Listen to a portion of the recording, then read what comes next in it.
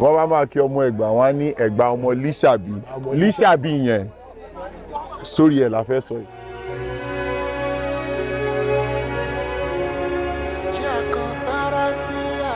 Right now, you are in Africhatta village, which is where we're building close to 70% of, the film. The structure is already designed in a way that allows us to lay on top of it some of our visual designs. One of the key things that Lateef and I decided from the beginning of this film is to tell this story our own way. And as you know, there's very little recorded documentation for Nigerian legends and Nigerian stories, but it's our duty as filmmakers to take creative license. And what that means is that we can exaggerate parts of it that we feel are in tune with what the story requires. We wanted to expatiate on some of the key things, Yoruba culture or Yoruba development and civilization will go for. One of it was relief art. So hey, my love. There's a lot of relief work where you have all these extrusions on the wall, and then there's some painting. So what you see here is the big lion, of course, representing the power of the king. And if you pay attention to that, and everything there is very, very important. The first Alaafin is Shango, okay, and that that's Shango's axe. Anywhere you see that axe, that's is the mark of power that shows Shango. If you also pay attention, you see 7 chairs. 1, 2, 3, 4, 5, 6, 7. There are 7 Oyomesis, okay, or the chiefs. They are the ones who make all the decisions, alongside with the king. We wanted a different touch this time around, so we wanted to separate where the king's throne is from, where every other person is. So what we did was to kind of, make it almost in our heads, make the king almost look like also a spiritual being, because Yorubas consider their king the second in command of the gods, to the gods. So that was really important. But you see, the relief work also goes around like that, and these are strong cultural elements. But like I said, because we were thinking of scale, we built something like this. This is probably, adjusting for inflation, this is probably worth $1 trillion. Right now, this amount of cowries, cowrie represents money. But you can also see all the, those are animal skins, camels, horses, all kinds of animals there. On this floor, we're going to have all the Oloris seated alongside with the king. I think the last touch here would be the lamps on the wall, okay? And of course, because we wanted to go a little crazy, we added the concept of a chandelier of some sort, a local one, yes. Just because it helps make the place grand.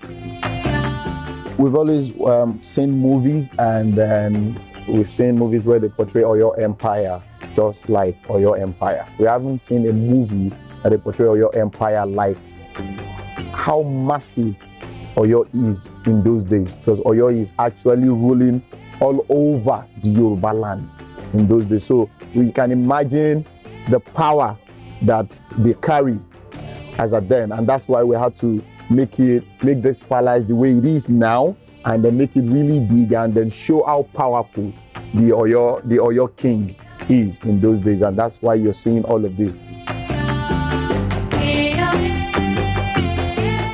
Because most times you would actually see them, you will see the king seated there and the Oloyes are by his side. But this one, there's a gap, because you don't have that kind of power in you to want to go near him that way. You have to speak to him from afar to show how powerful he is. And that's why we have them here, and we have the king only in ruling over that place, except the wife.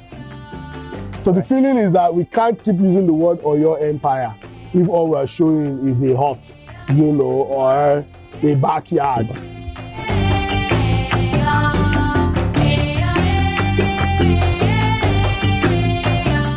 I always thought that it was a you know that thing they say that a king is being cooked, you know, by being fortified with power, you know. And I just borrowed some ideas from Asian culture, where they always had like this little bath, you know, tubs inside, you know, palace courtyard. But we thought about it differently. What if we have a giant pool that is agbo? You know what agbo is? You know, agbo is like, you know, concoction mix, right? And then I just started thinking about it that one cool way to think about how to fortify the king is to bathe him in concoctions. So right there, you're going to have a priest constantly praying and just, you know, spraying leaves and all that. But we also wanted it to, we want to make it a bit edgy a bit. So when we start the film, we also realize that he's being bathed by royal maidens. We just think it's really cute, you know, and it adds to the scope and the scale of the film. But it is not just regular bathing, okay? It's a ritual that he has to do every now and then to fortify him and give him powers, godlike powers.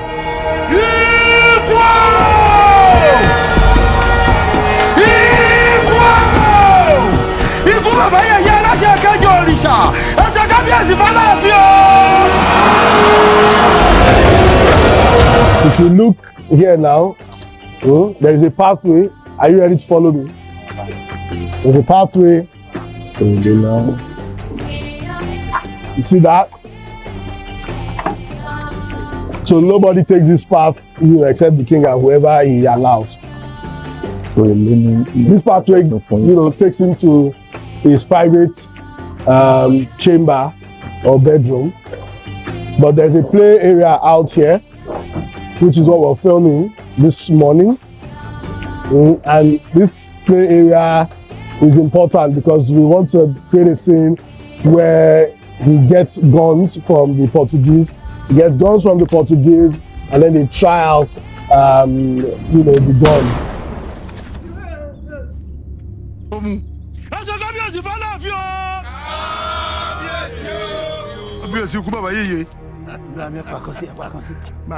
The scale of the project also meant that we had multiple people from the Yoruba industry that understand culture, production design, to work on it. So this is Nautica. Nautica, come. Nautica, you know, is a renowned production designer. Yakubu, you to come here, okay? This is Yakubu. This is Nautica. These two brains are primarily the brains behind, you know, 90% of the production design work that you're seeing. So the villages, the local villages, there's a beautiful palm wine spot, this current dining you're seeing here. And now we had to make them do a bit more, you know, perhaps Lateef can talk about it, and tell them how do you take all the ideas that you've been using on the smaller, you know, epics that you've done and then project it to this big one. So I'm okay. Àṣà àti ìṣe Yorùbá kò gbọ́dọ̀ sọnù. Má jẹ́ kó bọ́ mọ́ ẹ lọ́wọ́.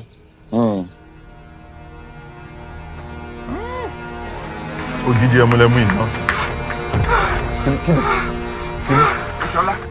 Ìkẹ́ọlá. Ìkẹ́ọlá. Kíde ẹbọ. Ìyàwó mi dà. So this is where Lisabi and then Oshokenu, the friend, on the wedding day that he came first, because in Yoruba land, the wife must not meet the husband at home. On the wedding day, the husband needs to go first, and then when the wife gets to the house, they will now call the husband that Otideyo, and you now go back to the house. But unfortunately, the wife didn't get to the house, and the husband didn't get to see the wife. So they both part and meet themselves in heaven. But anyway, you get to see the whole story, you know. So let us, as we're walking, we'll see. Because Egba is synonymous to Olumo, Apata, and the rest of us. So we have to build our own Olumo, and that's it over there. Whatever it is done, as long as it is Egba, you know, when you're looking at them from the front or from the back or from the side, there is that beauty of seeing the rock. And then because this is a village that there isn't any rock close by, so we have to build something so that when the camera shoots from any angle, we can get to see the rock. So the other thing again is that, so typically in Hollywood, you don't there are a lot of fake ways to build natural elements, you know, rocks and all those things. And it was really more of a test, you know. Oh, sorry, that's not Tika there again. You know, so we asked him, is it possible to even sell the idea of a rock? And he took the challenge. I wasn't even sure he was going to be able to do it, but they took on the challenge, and trust me, it's unbelievable when you see it in camera. We can go into the Olumo actually, but at the back of the Olumo is Koriko, but the wars of the Olumo wars is an entire story on its own. Yes, another story entirely. Entire story, and you never can tell. Maybe we are now in the phase where we are going to start telling. Our kids might not read history books, but they will watch films, and that might be an opportunity for us to tell this story. The legend is set in the 18th century. If you cross figures together, you probably see 1750 something. Based on some of the few stuff we've pulled together. There was a particular Alafi that time. Interestingly, the Alafi himself there was not necessarily cruel, but it is really not up to the Alafi. Sometimes, the soldiers, the head of the tax collectors, they are the really ruthless people, and that's what we're portraying. If you look in the distance there, you would see what looks like a village. Initially, we thought we might be able to build a set around a rock, but apparently there's still dispute rock land. This is a market where a massive fight sequence happened, This is the market. We're done with the market. This is another place. This is the Olu of Olodun Palace. Yes, this one isn't done yet. We're not done with it yet. This is the first, when the film starts, we see a king that refuses to pay his tax. That's the Olu of Olodun. Yeah, so they burn the whole place.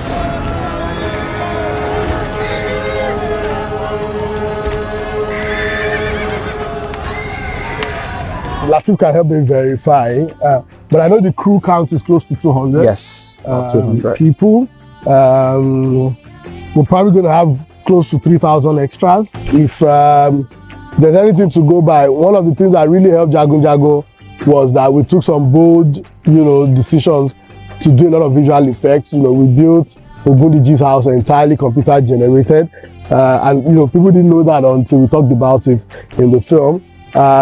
What we're doing here is we built a couple more houses to give us a sense of perspective, okay, so that in visual effects, when we now eventually replace all the buildings and the environment, we have something to work with, right? But of course, because we're going to be up close and detailed with Lisabi's house, we decided to build everything possible. We also imagined that for Lisabi to have that kind of influence, he wasn't a pauper, he wasn't a poor farmer. This is Lisabi's house. Because he's a great farmer, always ready to work. He's always working. So this is his courtyard where he places all of his farm produce right here. So production design it has chopped all our money on this project. Yes. Yes. Thank you. It has chopped all our money actually, that's it. But if you need to make a statement and if you need to do something, I have the idea of go for it, not minding the amount